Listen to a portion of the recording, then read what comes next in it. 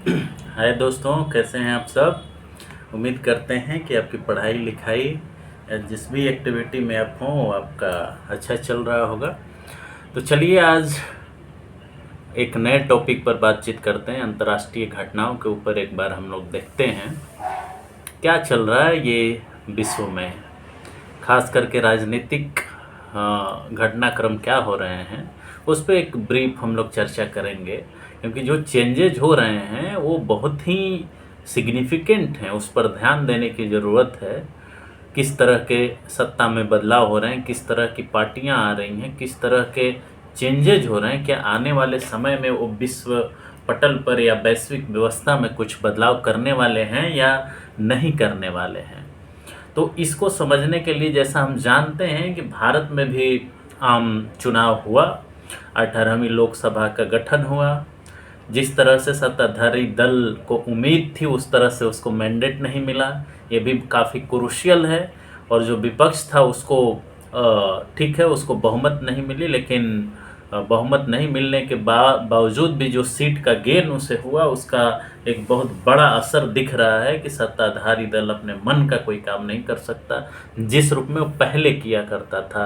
या वो संविधान बदलने के खतरे की बात हो या रिजर्वेशन हटाने का जो डर था वो शायद थोड़ी कम संभावना अब दिख रही है। क्योंकि अब विपक्ष सरकार के एक्टिविटीज़ के ऊपर एक चेक स्थापित करेगा, जिसको हम भारत के संविधान में कहते हैं कि चेक एंड बैलेंस की व्यवस्था की गई है।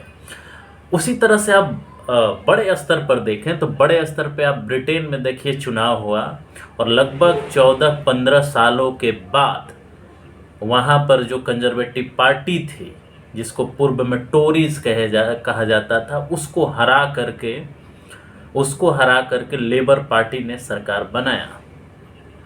लेकिन विशेषज्ञों का ये भी मानना है कि चुनाव जीतने की टैक्टिक्स, चुनाव जीतने के समय जो नारे दिए जाते हैं, जो प्रोमिसेस किए जाते हैं, जो मैनिफेस्टो लाया जाता है, उसका एक अलग महत्व होता है। और जब सरकार हम बना लेते हैं तब एक सरकार की अलग प्राथमिकता होती है। लेकिन यह भी पूरी तरह से गलत नहीं होगा कहना कि जो मैनिफेस्टो होता है, जो आप प्रोमिस किए होते हैं, वो आपको करने के लिए बाध्य होना पड़ता है। क्योंकि अगर आप नहीं करेंगे तो आने वाले समय में, आने वाले इलेक्शन में जनता पूछेगी कि आपने क्या किया उस मैनिफेस्टो के ऊपर।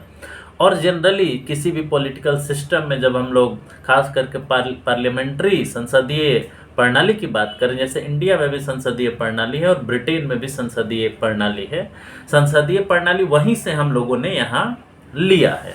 तो वहाँ भी पार्टियों का बहुत बड़ा महत्व है, जिस पर कम लोगों का ध्यान जाता है कि वो पार्टी ही होती है, पार्टी की आइडियोलॉजी ही होती है जिसके आधार पर वहाँ सरकार बनती है। कौन प्राइम मिनिस्टर होगा, उसका क्या आइडियोलॉजी होगा, उसके मिनिस्टर्स जो होंगे, काउंसिल ऑफ मिनिस्टर्स या कैबिनेट, उनकी आइडियोलॉजी क्या होगी, वो क्या इम्प्लीमेंट करेंगे, फ्यूचर में पॉलिसी कैसा बनाएंगे, वो सारा जब वो चुनाव लड़ते हैं तो उस समय सामने आता है। लेकिन ये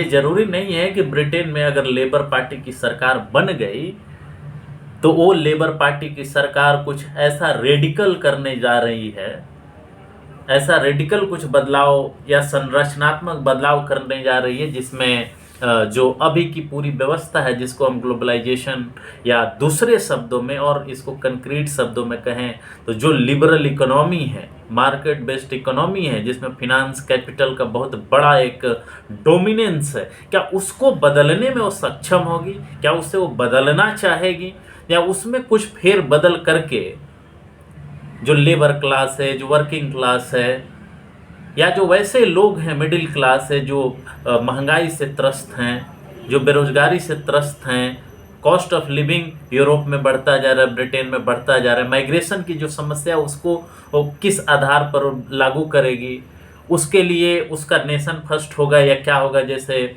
जो लेबर पार्टी के प्राइम मिनिस्टर बने हैं केयर स्टारमर, उन्होंने एक टीवी इंटरव्यू में कहा कि हमारे लिए राष्ट्र पहले होगा। और उन्होंने जो ब्रिटेन का सपोर्ट है यूक्रेन वॉर में, यूक्रेन रशिया वार में यूक्रेन की तरफ से उन्हें सपोर्ट करने का बात किया है। क्या अमेरिकन जो हेजेमनी है, जो डोमिनेंस है नाटो के थ्रू, या उसका जो डोमिनेंस है ऑल ओवर यूरोप के ऊपर, क्या उसको चैलेंज कर पाएंगे ये देखने वाली बात है।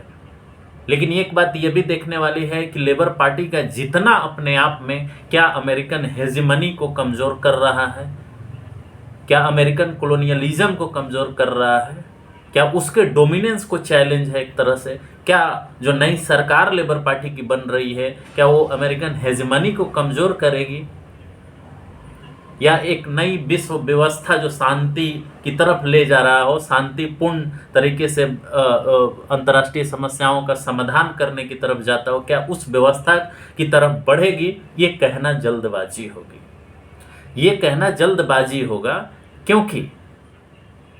क्योंकि बहुत लोग ये सवाल और डाउट उठा रहे हैं कि भले लेबर पार्टी की सरकार बनी है और पार्टी के अंदर जिस तरह से उन नेताओं को जो मार्क्सवाद या समाजवाद की तरफ ज़्यादा झुके हुए थे, रेडिकल तौर पर लेबर पॉलिसी लाना चाहते, लेबर रिफॉर्म्स करना चाहते थे, उनके शोषण को रोकना चाहते थे, उनको साइडलाइन कर दिया गया। ब्रेग्जिट पर एक बहुत बड़ा सवाल है कि ब्रेग्जिट को कैसे आप डिफाइन करेंगे। क्या यूरोपियन यूनियन से निकलने के बाद, ब्रिटेन के एग्जिट के बाद उसको फ़ायदा हुआ है, नुकसान हुआ है? मतलब ये कहने का मतलब है कि लेबर पार्टी की सरकार आ गई, निश्चित तौर पर 14 साल के बाद एक ऐसी पार्टी की सरकार आई है जिससे उम्मीद की जा रही है कि जो वहाँ का मासेस है, जो लेबर क्लास है, वर्किंग क्लास है, मिडिल क्लास है, वो जिस तरह से त्रस्त है हर चीज़ों से, चाहे महंगाई हो, बेरोजगारी हो, माइग्रेशन हो, क्लाइमेट चेंज हो, एक्सप्लॉइटेशन हो, क्या उससे लेबर पार्टी उसको मुक्ति दिला पाएगी? और अगर नहीं दिला पाएगी, क्योंकि उसी आधार पर उसको चुना गया, 14 साल के बाद अगर कंजर्वेटिव या टोरियों की सरकार गई, तो इसके पीछे यही कारण है कि लेबर पार्टी ने एक विकल्प देने की बात की है। तो क्या वो विकल्प दे पाएगा, या ओवरऑल जो अमेरिकन हेजेमनी है, यूरोपियन हेजेमनी है, उससे वो बाहर निकल पाएगा, एक नई दिशा में बढ़ पाएगा? क्योंकि ये सारी जो व्यवस्थाएं हैं, या आप कहें कि जिस तरह की बेरोजगारी, जिस तरह का इन्फ्लेशन, कॉस्ट ऑफ लिविंग बढ़ रहा है, ये तो निश्चित तौर पर इस मार्केट इकोनॉमी का देन है ना। जिस तरह से वहाँ के लोग बता रहे हैं कि वाटर को प्राइवेटाइज कर दिया गया है, और प्राइवेटाइजेशन के नाम पर जब वाटर को प्राइवेटाइज किया गया और जो गारंटी दिया गया कि आपको इफ़िशिएंट वाटर सप्लाई मिलेगा, चीप वाटर सप्लाई मिलेगा, क्लीन वाटर सप्लाई मिलेगा, वो नहीं मिल रहा है। उनका कहना है कि इससे पहले जो नेशनलाइज था वाटर, तब ज़्यादा हमको सहूलियत होती थी। तो क्या लेबर पार्टी नेशनलाइजेशन की तरफ बढ़ेगी? तो क्या ये लिबरल इकोनॉमिक ऑर्डर को एक चैलेंज मिलने वाला है? क्या चैलेंज दिया जाएगा उसको? क्या एक अल्टरनेटिव आइडियोलॉजिकल पैराडाइम शुरू होगा, पर्सपेक्टिव शुरू किया जाएगा? दूसरा एक बदलाव आप देखिए, फ्रांस में जब यूरोपियन यूनियन का इलेक्शन हुआ तो उसमें लगा कि जो राइट पार्टी है, राइटिस्ट आइडियोलॉजी के जो लोग हैं, वो फ्रांस के इलेक्शन में जो है फुल बहुमत से सत्ता में आ सकते हैं। लेकिन ऐसा नहीं हुआ। सरप्राइजिंग रिजल्ट आया है कल, और उसमें आप ये देखिए कि जो ओपिनियन पोल और एग्जिट पोल आ रहे थे, उसके हिसाब से राइटिस्ट पार्टी सबसे टॉप पर आ रही थी। सेकंड पर जो इससे पहले जो इमैनुअल मैक्रोन की पार्टी थी, उनकी पार्टी आ रही थी। हम उस डिटेल में नहीं जा रहे हैं कि किसका कितना वोट आया, हम एक ओवरऑल एक ब्रॉड पैटर्न डिस्कस कर रहे हैं आपके साथ कि उसमें लेफ्ट पार्टी सबसे ज़्यादा सीट के साथ आगे आई है। तो अगर लेफ्ट पार्टी वहां आई है तो आखिर ऐसा कौन सा वजह है? जैसे यूरोप में अभी परिस्थिति चल रही है, महंगाई की, बेरोजगारी की, कॉस्ट ऑफ लिविंग की, एनर्जी क्राइसिस की, जिस तरह से रशियन यूक्रेन वॉर चल रहा है, उसमें जो सरकारों का प्रायोरिटी नहीं होना चाहिए, उस प्रायोरिटी पर ना वो खर्चा करके हेल्थ, एडुकेशन, ट्रांसपोर्ट, एम्प्लॉयमेंट पर खर्चा ना करके वो सारे अपने रिसोर्सेज को युद्ध की तरफ जो ढकेल रहे हैं, उस तरफ लगा रहे हैं, उससे लोगों को कैसे उनके आम जीवन के चैलेंजेस से निदान मिलेगा? और फ्रांस में इस तरह का सत्ता का बदलाव जो दिख रहा है, जो स्नैप पॉल इमैनुअल मैक्रोन ने घोषित किया था, उसके बाद ये अपने आप में बहुत बड़ा एक एनालिसिस का विषय है, एग्जामिनेशन का विषय है कि आखिर वो कौन सा परिवर्तन है लोगों के दिमाग में, वो कौन सी चीज़ें चल रही हैं जिसकी वजह से एक इतना बड़ा मैंडेट, एक शिफ्ट दिख रहा है।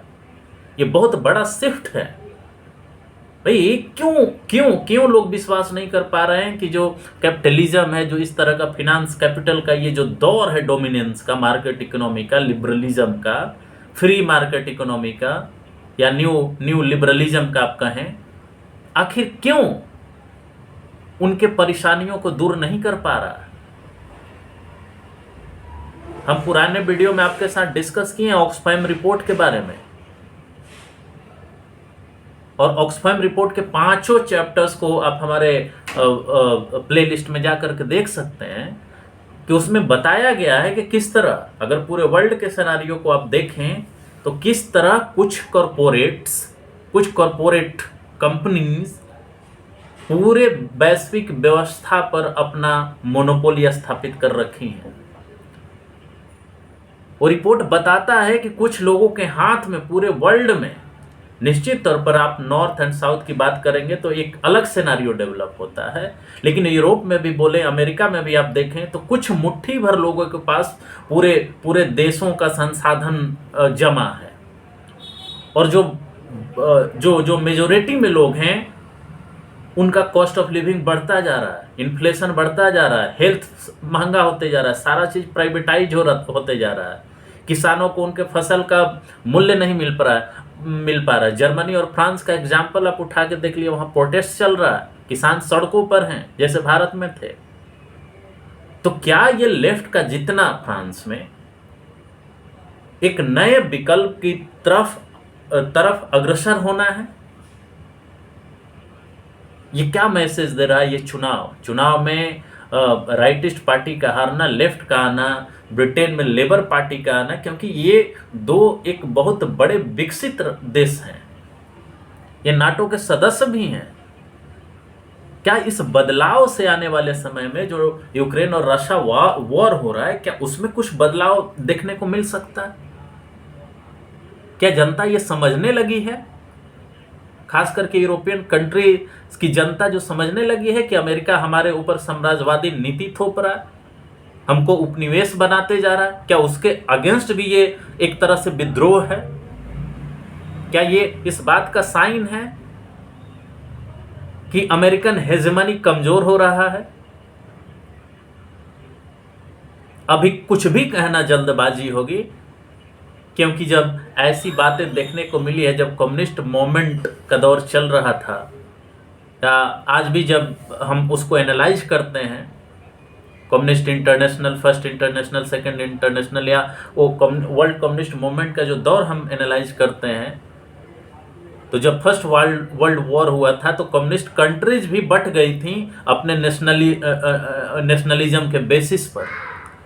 उनके लिए नेशन फर्स्ट था, और कम्युनिस्ट मूवमेंट में कोऑपरेशन करना एक दूसरे के साथ तो सेकेंडरी हो गया था, और इसी वजह से कम्युनिस्ट मूवमेंट में फूट पड़ी थी। तो ये कहना कि लेबर पार्टी ब्रिटेन में अगर जीत गई तो एक लेबर ओरिएंटेड, सोशलिज्म ओरिएंटेड, या आप कहें कि मास ओरिएंटेड पॉलिसी का इवोल्यूशन होगा, ये कहना जल्दबाजी होगी। क्या फ्रांस में उस तरह की जो सरकार बनेगी तो क्या वो अमेरिका से अपने आप को अलग कर लेगी? नाटो का जो हेजमनी है वो अलग कर लेगी? क्या नाटो समाप्त हो जाएगा? और वैसे भी नाटो का जन्म जो हुआ था वो कोल्ड वॉर के समय हुआ था, लेकिन आज उसको नए कंटेक्स्ट में जस्टिफाई किया जा रहा है, और आज एक वो टूल बन गया है अमेरिकन इंपीरियलिज्म को, अमेरिकन कॉलोनियलिज्म को बढ़ाने का। क्या यूरोप जिस गुलामी के तरफ बढ़ रहा था, क्योंकि ये भले लोग माने या ना माने, यूरोप पूरी तरह से उसका गुलाम बन गया है अमेरिका का। ये हम नहीं कर रहे, बहुत बड़े बड़े स्कॉलर इस बात को, नोम चोम्स्की से लेकर के बाकी लोग ये कहते हैं कि अमेरिका इंपीरियलिज्म को फॉलो कर रहा है, डेमोक्रेसी के नाम पर, फ्री इकोनॉमी के नाम पर, और दूसरे कंट्रीज को अपने मार्केट को एक्सपेंड करने के लिए उनका इस्तेमाल करता है। और यूरोपियन कंट्रीज, जो छोटे छोटे यूरोपियन कंट्रीज हैं, उनको अपना गुलाम बना रहा है, रशिया के धमकी के नाम पर, चाइना के नाम पर। उसके लिए यूक्रेन एक प्ले ग्राउंड है जहां वो अपने पावर को बढ़ाने की कोशिश कर रहा है। तो क्या उसके खिलाफ ये एक मैंडेट है? ये हमें समझना होगा, क्योंकि आने वाले समय में ये विश्व का जो परिदृश्य है राजनीति का, वैश्विक राजनीति का जो परिदृश्य है, उसको ये प्रभावित करने वाला है। उसी तरह से देखिए ईरान में जो मैंडेट आया है, जो उस समय के कंजर्वेटिव लीडर जिनका प्लेन क्रैश में जो राष्ट्रपति थे उनका देहांत होने के बाद जो इलेक्शन हुआ, उसमें रिफॉर्मिस्ट सुधारवादी नेता का चयन हुआ है राष्ट्रपति के रूप में। आप जानते हैं कि वहां पे किस तरह का शासन है, किस तरह से वहाँ ह्यूमन राइट्स का सप्रेशन किया जाता है। ठीक है, अपने किसी देश का एक अपना राजनीतिक सिस्टम होता है, उस हिसाब से वो चलता है, लेकिन जिस रूप में वहाँ के लोगों के लिबर्टी का, महिलाओं का जो स्थिति है, वो कहीं से जस्टिफाई नहीं किया जा सकता आज के इस एज में। वहाँ भी एक सुधारवादी नेता का उदय हुआ, उनको लोगों ने चुना है। वो कितना क्या कुछ कर पाते हैं? क्या ये एक नए युग का आरंभ होगा? अमेरिका में क्या होने वाला? बाइडेन आएंगे कि ट्रंप आएंगे? क्या इन घटनाओं का वहां के राजनीति पर असर पड़ेगा? क्या वहां के भी मतदाता इस रूप में सोचेंगे कि हमें बदलाव करने की जरूरत है? और क्या ये बदलाव जो वैश्विक स्तर पर जो वर्चस्वशाली विचारधारा अभी काम कर रही है, जो सोवियत संघ के विघटन के बाद कहा गया end of the history, clash of civilization, क्योंकि आर्गुमेंट ये दिया गया कि अब आइडियोलॉजिकल वॉर है ही नहीं, आइडियोलॉजिकल अब क्लैश, आइडियोलॉजिकल फाइट नहीं है। Democracy, liberal economy, liberal democracy का कंसेप्ट जीत चुका है। लेकिन ये इंडिकेशन क्या है? क्या लिबरल मार्केट इकोनॉमी का कंसेप्ट, ग्लोबलाइजेशन का कंसेप्ट, लिबरलाइजेशन का कंसेप्ट, प्राइवेटाइजेशन का कंसेप्ट लोगों का प्रोस्पेरिटी बढ़ाया, उनको रोजगार दिया, अच्छा वातावरण दिया? जिस तरह से आज वातावरण देख रहे हैं आप, जिस तरह की गर्मी आप देख रहे हैं, जिस तरह का हीट देख रहे हैं, जिस तरह का टेम्परेचर आप देख रहे हैं, जिस तरह का पॉल्यूशन देख रहे हैं आप, इन्वायरमेंटल डिग्रेडेशन जो देख रहे हैं आप, जो क्लाइमेट कियोस आप देख रहे हैं, जिस तरह से यूनाइटेड नेशंस ने यह घोषित किया कि अब हम ग्लोबल वार्मिंग से ग्लोबल बर्निंग की तरफ बढ़ गए, जिस तरह से फ्लड आ रहे हैं, जिस तरह से हेवी रेन हो रहे हैं, जहां कभी बारिश नहीं होता था दुबई में, वहां पे इस तरह के हेवी बारिश हो रहे हैं। तो इन समस्याओं का निदान क्या ये मार्केट इकोनॉमी दिया? क्या इन समस्याओं का निदान मार्केट इकोनॉमी से आया? निश्चित तौर पे बहुत सारी चीजें डेवलप हुई हैं। प्रोडक्शन का लेवल आज बहुत हाई है। आज इशू डिस्ट्रीब्यूशन का है कि उसका सही से वितरण कैसे हो, लेकिन इसके साथ साथ गरीबी अमीरी का जो फर्क बढ़ा है, क्या उसका निदान निकाल पाया पूंजीवादी व्यवस्था? जिस तरह से ऑक्सफैम रिपोर्ट बताता है कि अमीरों और गरीबों की खाई बढ़ी है, जिनके पास पैसे थे, धन थे, दौलत थे, उनका ज़्यादा पैसा बढ़ा है, बेरोजगारी बढ़ी है, लोगों का जीवन बहुत दुभर हुआ है, वातावरण को पूरी तरह से नष्ट किया जा रहा है, और उसके तह में जो काम कर रहा है मानसिकता, वो है कि हमें प्रॉफिट ज़्यादा से ज़्यादा कमाना है, कुछ मुट्ठी भर लोग पूरे वर्ल्ड इकोनॉमी को रेगुलेट करना। क्या इससे जो वैश्विक व्यवस्था है, उस जो अभी की वैश्विक व्यवस्था है, उससे क्या जो मेजोरिटी में लोग हैं, बहुमत में जो लोग हैं, जिनकी संख्या ज़्यादा है, उनको कितना बेनिफिट मिल पा रहा है, उनका कितना कल्याण हो पा रहा है? जो पूरे वर्ल्ड ओवर में जो परिस्थिति बन रही है, उस परिस्थिति में ये चारों जो मैंडेट आ रहे हैं या आए हैं, या अमेरिका में जो मैंडेट आने वाला है, उससे हम किस डायरेक्शन में बढ़ेंगे? क्या कोई वैकल्पिक व्यवस्था की तरफ हम बढ़ेंगे, या उसमें कुछ बदलाव होगा? बदलाव तो कुछ जरूर होगा, बदलाव कुछ तो जरूर होगा, लेकिन क्या पूरी तरह से हम एक अल्टरनेटिव की तरफ बढ़ेंगे? जो वैश्विक व्यवस्था में जिस तरह का तनाव दिख रहा है, जिस तरह का डिस्प्यूट दिख रहा है, जिस तरह का अशांति दिख रहा है, क्या उसे हम शांति में तब्दील कर पाएंगे? जैसे जिस तरह से हथियार अक्वायर करने की जो टेंडेंसी बढ़ रही है, क्या हम डिसआर्मामेंट की तरफ बढ़ेंगे? शांति स्थापित कर पाएंगे? ये सारे बहुत सारे सवाल हैं जिस पे आपकी नज़र होनी चाहिए। कुछ भी कंक्लूजन निकालना जल्दबाजी होगी, क्योंकि ब्रिटेन में भी देखा जा चुका है कि टोनी ब्लेयर जब थे वो भी लेबर पार्टी के थे, लेकिन उन लोगों ने जिस तरह से इराक पर हमला किया उससे ये साबित होता है कि भले आप किसी पार्टी के रहे हों, लेबर पार्टी के रहे हों, लेकिन आपने पालन किस नीति का किया? साम्राज्यवादी उपनिवेशवादी मानसिकता के नीति का आपने पालन किया। क्या माइग्रेशन पर लेबर पार्टी की क्या रुख रहेगी? ये सारी चीजें, सारे पॉलिसी मैटर्स हैं, ये इश्यूज हैं जिस पर पता चलेगा कि किसी पार्टी के नाम से क्या फर्क पड़ता है या उसके काम से फर्क पड़ता है।